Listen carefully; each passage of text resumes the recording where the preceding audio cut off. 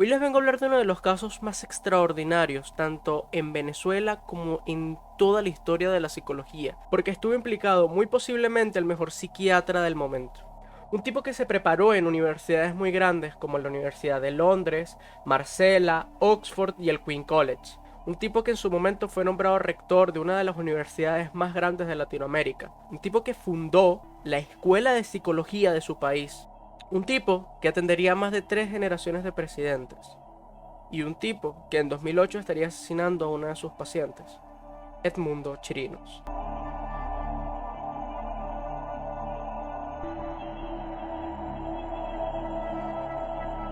La infancia de Chirinos fue una muy distante a todo aquello que conocemos o entendemos como un asesino o un psicópata de libro, ¿no?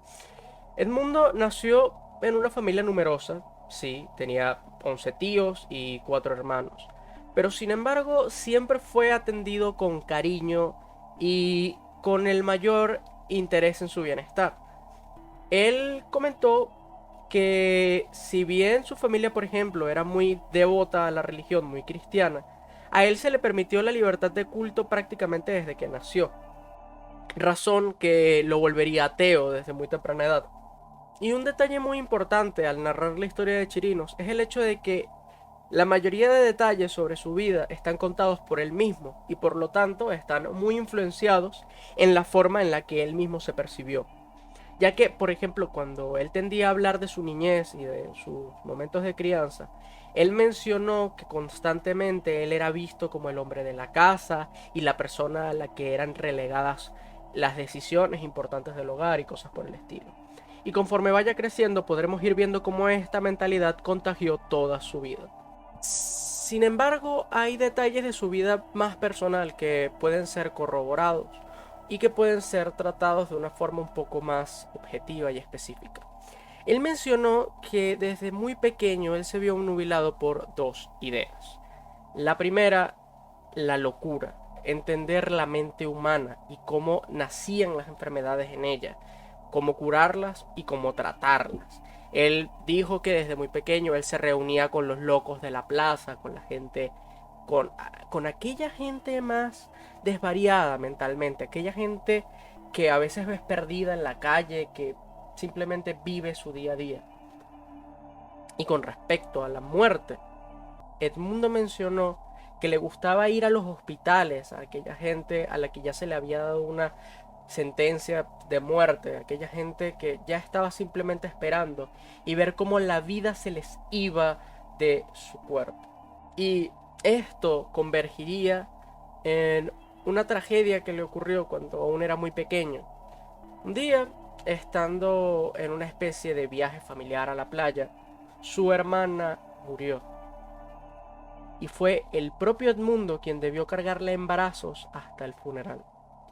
Él lo comenta como una anécdota chistosa, pero yo considero este uno de los puntos más importantes y que más marcaría a Edmundo para terminar estudiando, o mejor dicho, para terminar dedicándole toda su vida a la psiquiatría y a la psicología.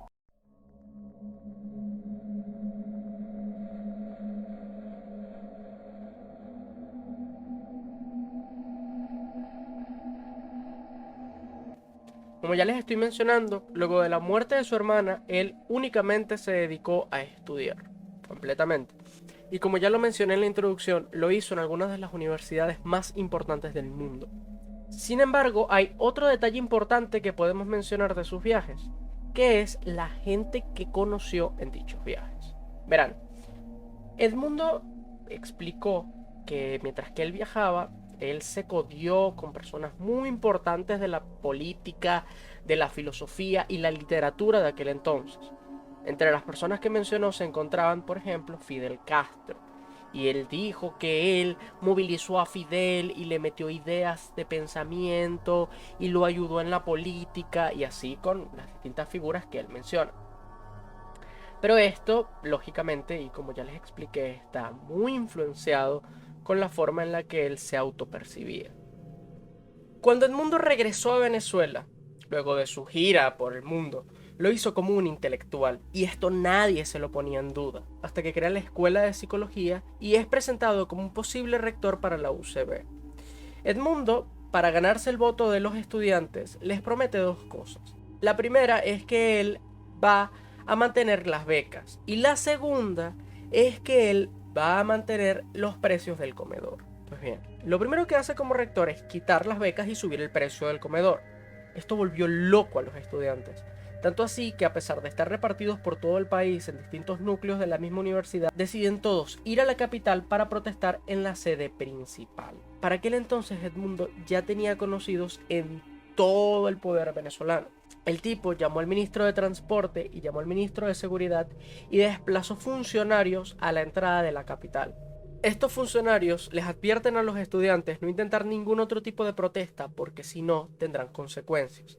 Los estudiantes no prestaron atención a este hecho, bajaron de los vehículos con la intención de ingresar a la capital y 35 de ellos fueron abatidos ese día. Por suerte, Edmundo no tuvo consecuencias ese día. No fue a juicio, no fue cuestionado, se tuvo y se tomó únicamente como una tragedia. Aún así, se retiró completamente del ojo público y de la política para dedicarse exclusivamente a la psiquiatría. ¿Por qué el mundo chirino se convierte en blanco desde su punto de vista? Qué buena pregunta. ¿Por qué me parece buena? Porque es la que yo me hago constantemente.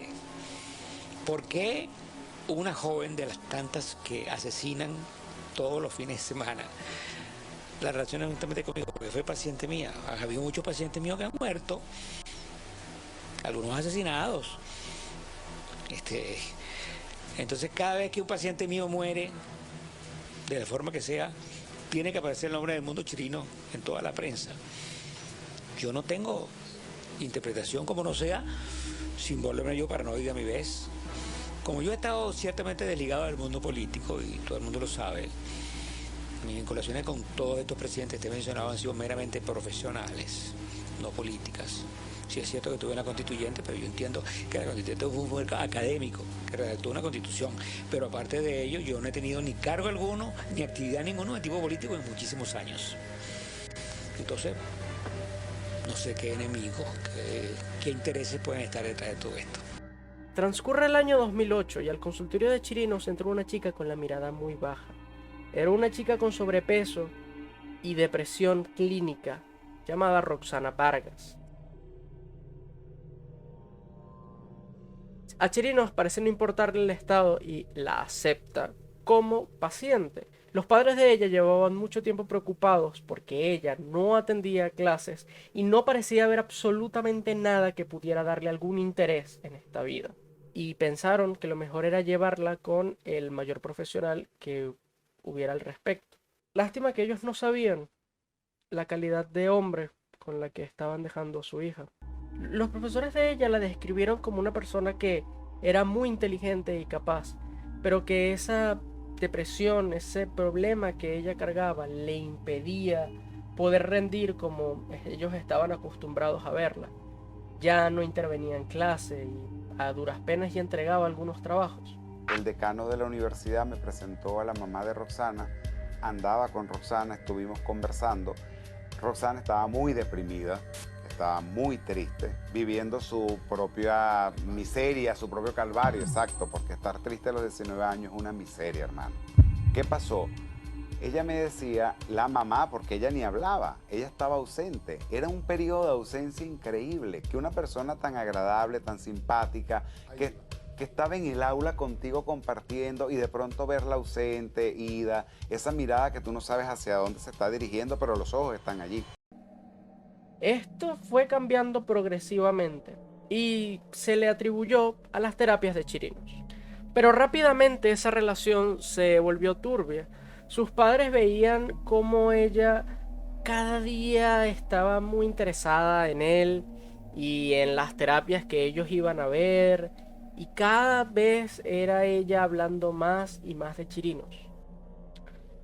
Y rápidamente cansó al psiquiatra, así que él intentó terminar esa relación Le dijo que no fuera más a su consultorio, que no realizara más llamadas, que él no quería saber nada más. Y esto la mortificaba. Rápidamente en Roxana creció una obsesión por Chirinos, por saber lo que estaba haciendo, por saber cuándo podía verlo, por saber cuándo iba a ser su próxima terapia. Y sus padres se dieron cuenta de esto, pero pensaron que era algo pasajero, que no era algo que afectaría permanentemente a su hija. Y Chirinos ya no quería recibirla como paciente, le ignoraban los mensajes y él también asumió que era algo pasajero de su temprana edad, ella apenas tenía 19 años. Sin embargo, un día se cansó. Decidió citarla para su consultorio a las 8 de la noche, a mediados de 2008. Y de Roxana no se sabría absolutamente más nada hasta 2 días después, cuando su cuerpo sería encontrado a las afueras de la ciudad con un golpe contundente en la parte de atrás de la cabeza.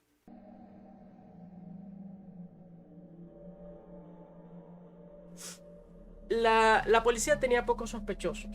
Los padres de Roxana incriminaron inmediatamente a Chirinos y mencionaron que lo último que había ido a hacer su hija era ir a su consultorio. Allí únicamente encontrarían unas gotas de la sangre de Roxana. Edmundo era un tipo muy inteligente que sabía cómo hablarle a las autoridades y a las personas. Rápidamente se le diciendo que eso se debía a una terapia de electroshock que él realizaba y que esas gotas de sangre eran seguramente nasales o vaginales debido a la terapia de choques eléctricos. La policía no se quedó con eso y decidió ir a observar su hogar, lugar donde encontraron más de 1200 fotografías y videos de antiguas pacientes de él. La mayoría estaban en estado comatoso, sedadas o dormidas cuando transcurrieron dichas fotografías. Edmundo originalmente sería llevado únicamente al escarnio público, pero estamos hablando de un tipo que estuvo años defendiéndose en la política. Él sabía cómo actuar. Así que desmintió muchas de las acusaciones que se le hizo e hizo verse a sí mismo públicamente como una víctima. ¿Usted recientemente ha tenido algún tipo de inconveniente con alguna persona que pudiera hacerle sospechar? Me quiero vengar en el mundo chirino, me quiero vengar en el prestigio del mundo chirino, de cualquier manera con respecto al mundo chirino, que usted le haga sospechar el por qué venga estos señalamientos en su contra. Yo podría presumir, si, fíjate que esta es la primera declaración en televisión que yo hago en muchos años. Porque cuando yo dije que me retiré, lo que llaman el bajo perfil, así ha sido. Es más, rechazo invitaciones que me hacen de vuestro canal, de distintos canales, sobre temas hasta relacionados con mi trabajo, con la adolescencia, los problemas de X trastorno mental. Y yo los rechazo porque siempre caen en el tema de cuál es mi relación con el actual presidente, bla, bla, bla, y me llevan al plano político. De modo que yo no tengo, por consiguiente, enemigos conocidos, ni gente que esté interesada en hacerme daño, porque no he tenido ningún enfrentamiento ni político ni personal con ningún ser humano, porque además ese es mi carácter. Soy un hombre eminentemente pacífico, eminentemente cordial, afectuoso. Yo he tenido llamadas telefónicas de autoridades de colegios médicos, de infinidad de amigos, de pacientes que están dispuestos a hacer comunicaciones por la prensa, en protesta por la cobertura que se le ha dado, y tampoco he querido, para que se aquiete un poco la opinión pública. Aún así, en el juicio, todas estas informaciones fueron recabadas y llevadas. Y a pesar de tener una muy buena defensa, fue acusado por más de 4 expacientes que afirmaron haber sido violadas o violentadas por el psiquiatra. Esto, aunado a las pruebas de Roxana, terminaron sentenciándolo a la cadena máxima del país por homicidio premeditado. Él entraría a la prisión a una edad avanzada de entre 74 y 75 años. Y luego de 3 años, él tendría un accidente cerebrovascular que le impediría permanentemente caminar y comunicarse con propiedad. El jurado, al ver el estado tan deplorable en el que supuestamente se encontraba Chirinos y la edad tan avanzada, decidió darle casa por cárcel. Y cuando se retiró de la prisión, lo hizo caminando y no en silla de ruedas como debió hacerlo. Esto fue no solo una ofensa para la familia de Roxana y la memoria de la propia Roxana, sino para la inteligencia de los venezolanos. Y Edmundo moriría poco tiempo después, ese mismo año, en su hogar, por un accidente respiratorio, completamente solo, De este caso han salido libros y una obra de teatro que estarán viendo a lo mejor en algunos momentos del video. Si el mismo les gustó, por favor suscríbanse, denle like y realicen todo eso. Yo estaré intentando realizar casos un poco desconocidos o de los que no se hable tanto para prepararme y aprender a hacer esto bien para cuando vaya a hacer videos más populares como la Dalia Negra, el asesino del Zodiaco, Jack el Destripador, cosas por el estilo. Y nada, sin más que agregar, espero verlos en una próxima ocasión.